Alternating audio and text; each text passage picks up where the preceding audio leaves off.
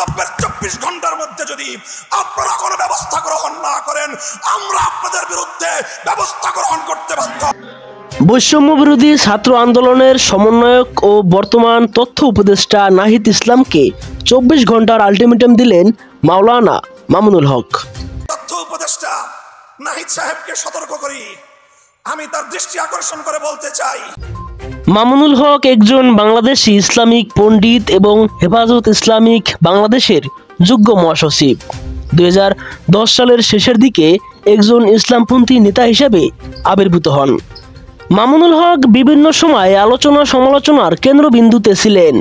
শেখ মুজিবুর রহমানের একটি ভাস্কর্যের বিরোধিতার নেতৃত্ব দিয়ে এবং মোদি বিরোধী বিক্ষোভ সংগঠিত করে যা তাকে রাতারাতি অবিসাংবাদিত হেফাজত নেতাতে পরিণত করেছিল এবং তিনি আইনি চ্যালেঞ্জের সম্মুখীন হন এবং 41টি মামলা ছিল তার বিরুদ্ধে, যার মধ্যে একটি ছিল রাষ্ট্রদ্রোহের অভিযোগ এবং শেখ হাসিনা শাসনামলে 3 বার কারাবাস করেন এই নেতা।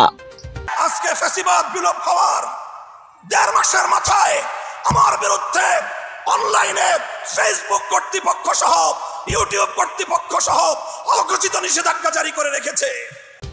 শেখ হাসিনা সরকার পতনের 1.5 মাসের মাথায় মামুনুল হকের বিরুদ্ধে অনলাইন কর্তৃপক্ষ ফেসবুক ইউটিউবে তার বক্তব্যের বিরুদ্ধে রেস্ট্রিকশন জারি করে রাখা হয়েছে, যাতে তার বক্তব্য কোনো মিডিয়া ফেসবুক কিংবা ইউটিউবে প্রচার করতে না পারে।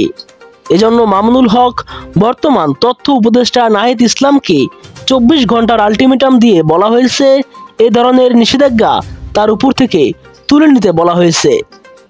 আমার নিউজ কভার করে এই পর্যন্ত বাংলাদেশে প্রায় শতাধিক জাতীয় নিউজ পোর্টাল তারা রেস্ট্রিকশনের শিকার হয়েছে।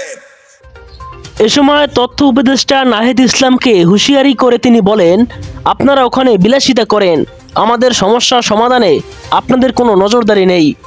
আপনারা উপদেষ্টা পরিষদ রাষ্ট্র পরিচালনা করতে পারবেন না আমাদের ছাড়া।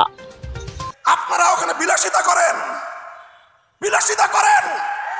আপনারা উপদেষ্টা পরিষদ রাষ্ট্র পরিচালনা করতে পারবেন না আমাদের সহযোগিতা ছাড়া।